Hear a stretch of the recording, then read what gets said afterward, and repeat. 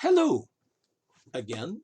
In our last session, we closed off Genesis chapter 24, where Isaac finally got married. He was 40 years old when he married Rebekah, who was brought back from the old country where Abraham came from. So now Abraham was left all alone. So we're going to read here Genesis 25, verses 1 to 4.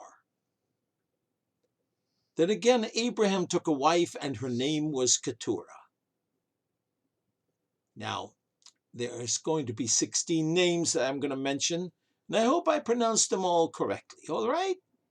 And she bore him Zimran, Jokshan, Midan, Midian, Ishbak, and Shua. And Jokshan begot Sheba and Dedan. And the sons of Dedan were Ashurim, and Letushim, and Lumim.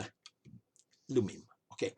And the sons of Midian were Ephah, and Epher, and Hanoch, and Abida, and Eldah. All these were the children of Keturah. You see, Abraham being left alone at Isaac's marriage, Isaac moved out. He married Keturah. See, now most commentators tell us that she was a secondary wife or concubine taken by Abraham. You see, we don't know where Keturah came from. Let's continue reading anyway. So,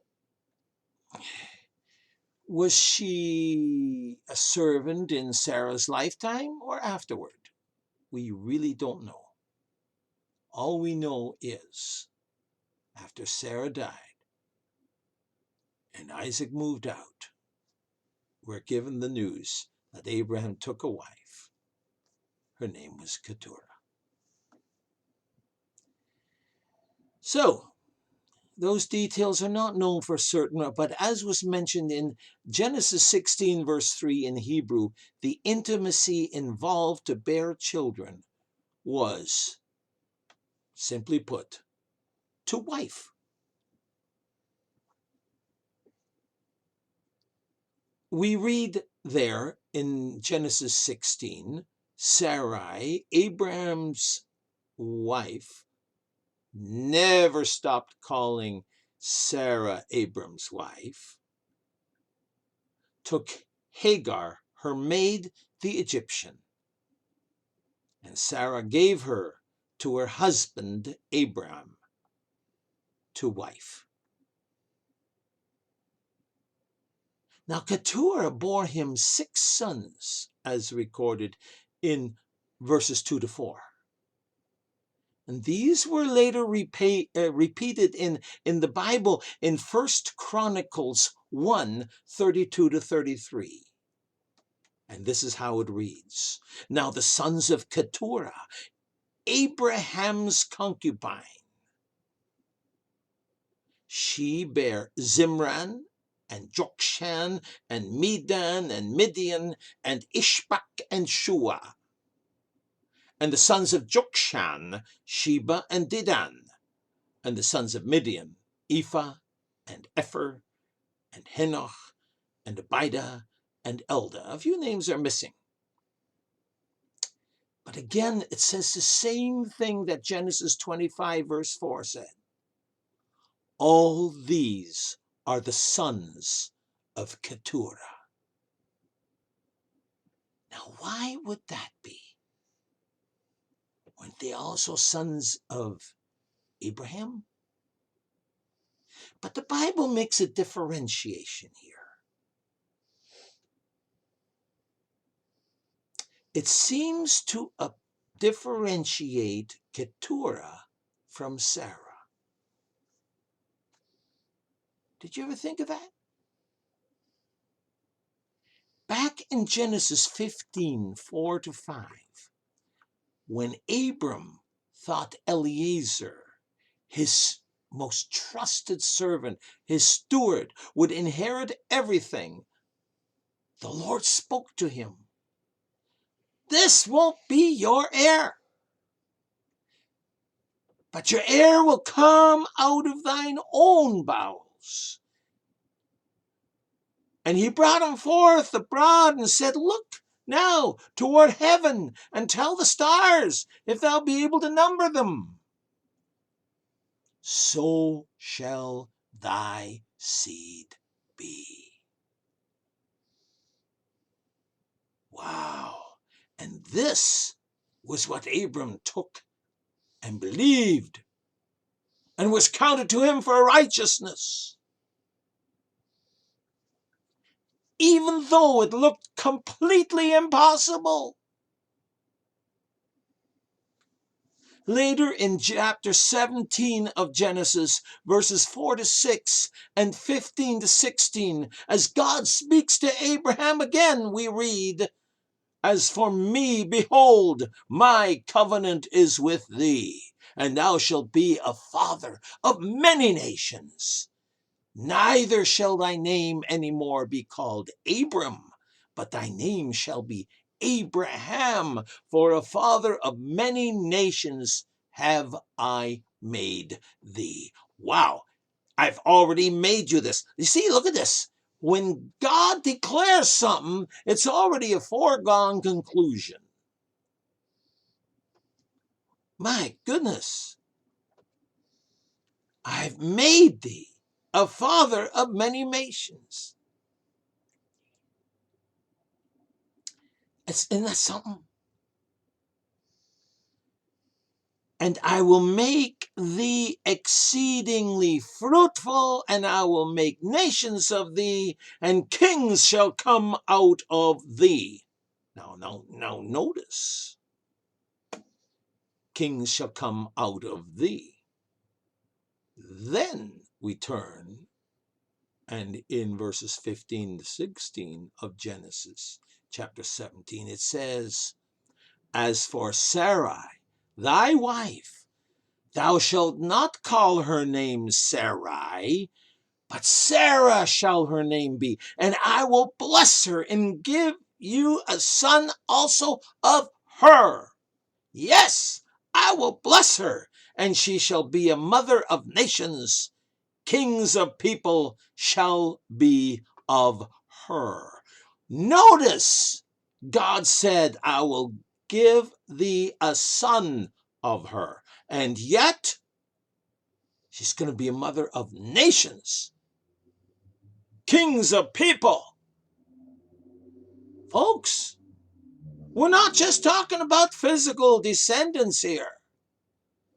We're talking about the spiritual descendants, the children of Abraham, of which we are as Christians.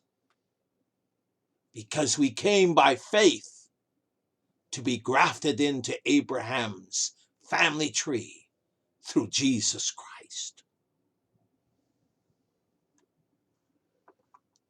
Both these references speak of much seed and many nations. Through Abraham and Sarah, as I've already declared here, through Abraham and Sarah came the righteous line, the biological and spiritual descendants of Abraham. But through Keturah came a multitude of biological, worldly descendants, not spiritual, worldly. So there is a differentiation, most of whom were not set apart as righteous, except for the fact that they were related to Abraham. In fact, they worshipped idols and forgot completely or neglected to worship God. Now it says that we're 16 children. That is sons and grandsons. Of these 16 children, only 7 are notable. What I mean by that, notable and worth mentioning, is that we don't know about the others. We don't know what happened to the others except that they're mentioned here. And as I mentioned in a previous session, you know what? You include all the details. If all the details were not included and we couldn't trust the Bible, then the Bible is just another book. So, the oldest was Zimran, whom outside sources credited for founding Zabran, an ancient city between Mecca and Medina in Arabia. The only thing we know of Jokshan is the next one, is that he fathered Sheba and Dedan, who formed a confederacy, bearing their names both in southwest Arabia on the Red Sea and also in Ethiopia. Queen of Sheba, remember? Who visited Solomon. Next we have Midian. Midian is also known. He had a greater prominence in the Old Testament. His descendants occupied the desert north of Arabia and stretched all the way west to where Jordan is today, the kingdom of Jordan, and including the oasis of the Sinai Peninsula. See, being close neighbors and related on their common father Abraham's side, Ishmaelites and Midianites often joined together in caravans and business, but they were known as Ishmaelites. You see, we encounter them again in Genesis 37:28. Genesis 37:28 is where we're going to be in a few months, which deals with Joseph. See, as merchants passing through Palestine from Gilead to Egypt, they bought Joseph from his brothers. Now, if Gilead wasn't mentioned, then we'd think they were just Ishmaelites. But Gilead was a city that was well known among the Midianites. And you think that's the only time we hear of Midian? No. In Exodus 2:15-16, and verse 21, and chapter 3, verse 1 of Exodus, Moses is recorded as having fled to the land of Midian, to the pastures near Horeb, and he married a Midianite woman, a daughter of a priest. Wow! Did they worship the true God even there? So the last, and you know what? It shows you Abraham's connection even down to the land of Midian. Amazing, isn't it? And the last two notable names were sons that Midian fathered also. The first was Ephah, and now Ephah was known to be a specialist in camels. Did you know that? In Isaiah 60 verse 6, we hear about the dromedaries of Ephah.